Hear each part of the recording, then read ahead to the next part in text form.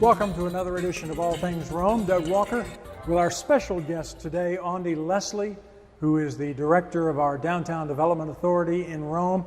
Aundi, let's break the ice a little bit. You've been here a little over a year now. A little over a year, that's right. Tell us how you wound up in Rome.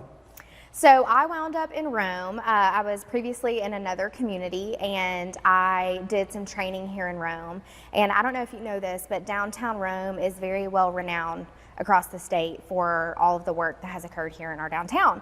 So I have always admired downtown Rome, have spent some time hanging out here with friends. And so when the opportunity presented itself, it was a no-brainer. I wanted to come be a part of all this. And you succeeded downtown Annie. Well, no, you didn't either. You succeeded Amanda Carter, who also did some amazing work and carried on the legacy of Downtown Annie. That's right. So I'm very proud to be amongst those ranks and hopefully help continue that legacy. Okay. One of the big things that's coming up in downtown Rome on October 9th is Fiddlin Fest. That's right. And that is about, this is about the third or fourth?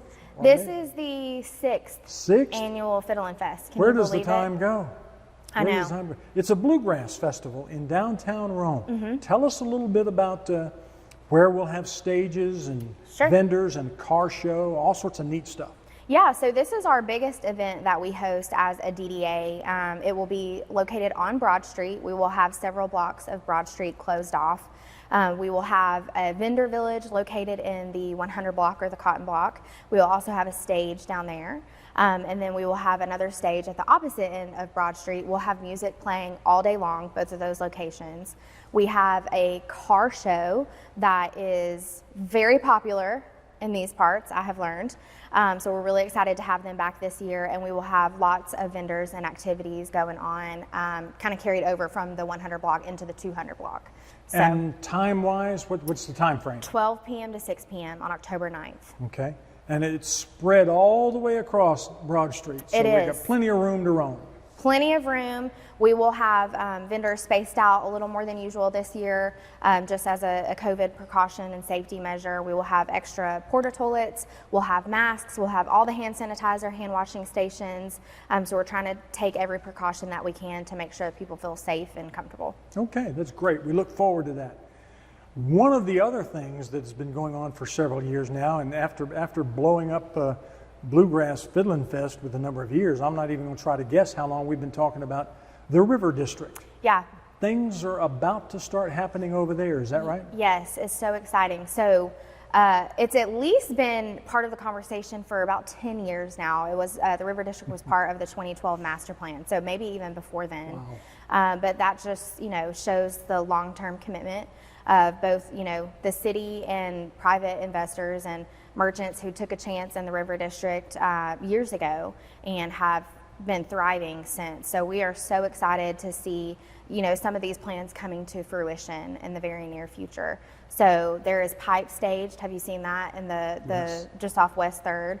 And so some of those infrastructure improvements will be taking place any day now. So we're excited. Good things to come. Yeah, so and initially we can talk a little bit about that. There will be water and sewer work along West 3rd Street and North 5th Avenue, and that is being funded by a $600,000 Appalachian Regional Commission grant. That's correct. And then we've got some splost improvements that are going to be coming along kind of behind that. Tell us what that will involve. Sure, yeah. So there are some streetscape improvements that are coming along.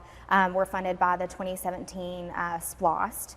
And I believe some bids have been put in for some of that work, and it's really going to kind of help just enhance the vibe that we have on Broad Street and kind of expand on that into the River District. So some fun things with that are, of course, infrastructure improvement, but trees, benches, flowers, things that will help kind of beautify the area as well, also making it more pedestrian friendly. So we just can't wait for what's to come. And then we hope kind of, again, all somewhat in conjunction, hopefully, we'll have the Four Stones Real Estate Group's redevelopment there basically between West 3rd Street and the levee.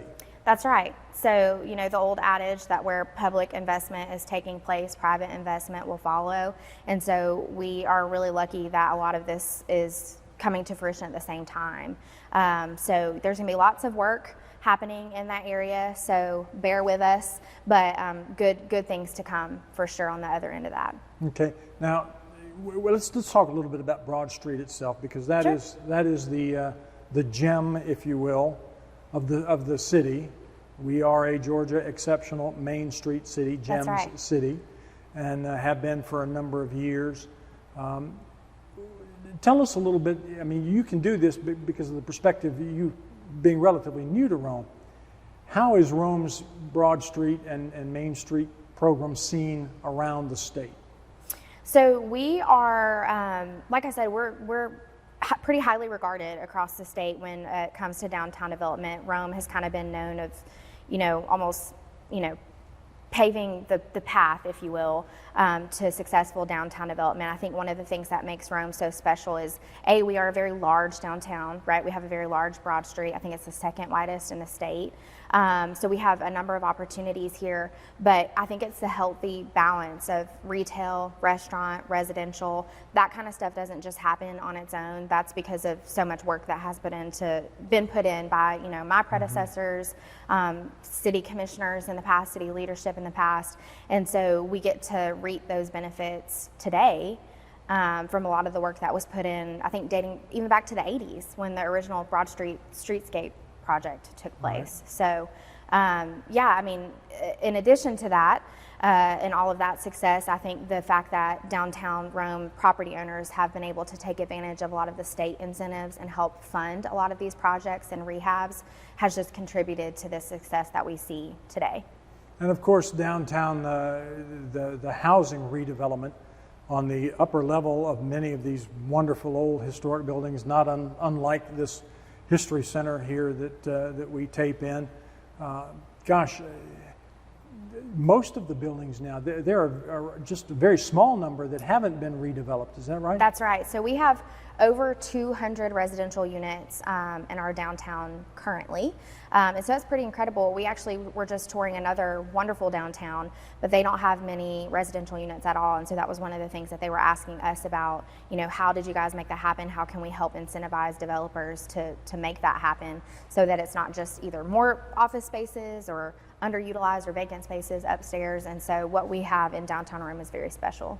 One of the ways we made that happen was the downtown revolving loan program over the years, which at one time Rome had become, if I remember correctly, had become such a heavy user of that program that we actually got cut off. We were restricted from some of those state incentive loan programs because we have utilized so many of them, and I think we still hold the top place, if I'm not mistaken, of the number of those loans that have been used, and we still get calls and questions all the time about people who want to tap into some of those incentives, and thankfully the state is willing to work with us again, and so we're very proud of that.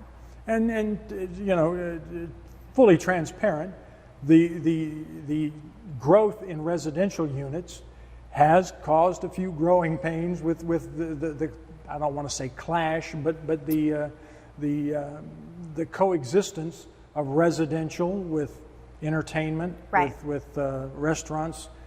I don't really want to say bars. We do have some bars, but sure, we don't have bars like people may think of in Athens or downtown Atlanta.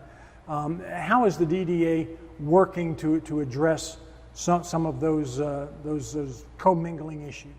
I think that, most people when they move downtown, they realize that they're not living out in the county, right, with lots of acreage. There's going to be some challenges that come along with living downtown. And for the most part, I think, the residents have been very receptive to our downtown. Every once in a while, we'll hear, somebody's blowing leaves at 6 o'clock in the morning, or I'm hearing a car stereo at midnight. And so we try to help mitigate some of that. We work very closely with the police department, which we're really appreciative of. If there's an issue that arises, whether it's safety or noise, whatever the case may be. And so we try to be very mindful that there's businesses down here and we want to help support those businesses, but there's also residents and we want to make sure there's a nice balance there. And the vacancy rate in downtown Rome has been historically very, very, very low. Yes. Have you all targeted, has your business development committee done any work recently to perhaps identify areas of need that we may need to attract downtown? So we are working on that now. We have asked the Development Authority, the Rome-Floyd Development Authority sent us a study that they had done. The Small Business Development Center has been wonderful to work with as well to help us identify some areas of need. One of the things we hear a lot, we don't really see that in the study, but we hear, men would like some other places to shop downtown, right, Doug? You would like some other places to shop downtown. So we hear that. We hear, home decor, believe it or not, we've heard. The new mini mart has been something that has been requested for many years now from the residents that live downtown, with like a place that they can quickly pop in and maybe get some paper towels or something like that to get them through till their next grocery run. And so the Business Development Committee is working on that now, and we're working on a recruitment plan, and hopefully we can help, narrow the vacancy rate even more so. Well, you're going to be getting a new convenience store soon up at the north end of, that's basically right. Across from y'all's office. Mm-hmm, that's right. And I think something like that, if it's done well and tastefully, could probably be very, very successful in downtown Rome. What are some of the things that you hear from other people about? We've talked about entertainment through the years and an entertainment district. Right. Is there any movement in that direction or any thoughts there?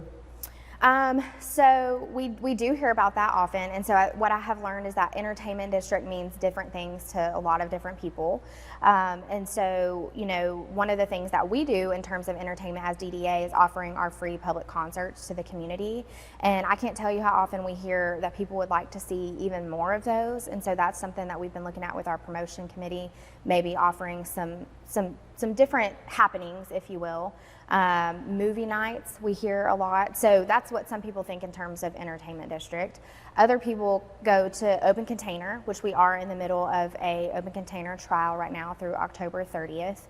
And so with that, can come some nightlife scene sometimes. In other communities, we've seen that that's been the case. And so it's kind of been our role as DDA to make sure we're managing all of those things and everything can kind of coexist in a safe and enjoyable environment. And I think we've been successful thus far. And so we've been happy to report that the open container trial has been going very well. That's really been almost a non-issue, hasn't it? Correct, yeah. We've seen that it's kind of been self-policing, if you will. We've not seen an increase in any public safety issues. We've heard from the police department that it hasn't been an issue, on their front. It's been going very well for the businesses. Some businesses haven't really seen an increase, and so that's perfectly fine. And then other businesses have seen an increase. And so, yeah, it seems like it's kind of right on trend with what we've heard from other communities, that it's been a positive addition to their downtown. All right. Well, Aundi, thank you so much for taking a few minutes to be with us today. And we know a lot of things are happening and continue to happen. The return to First Fridays, I've got to tell you, I think has just been hugely successful. It's been so well received.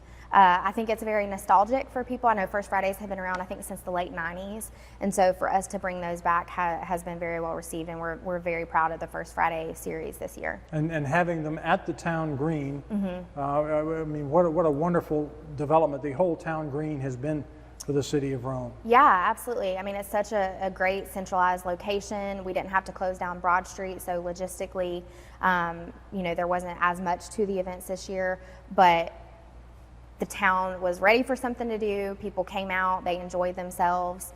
Some people we've even noticed were walking over and enjoying the river district, walking by the river. So it was a huge success. Well, lots of things are going to be happening in downtown Rome this fall, and we hope you'll be a part of them. That's right. Thank you, Doug. Thank you, and thank you for being with us.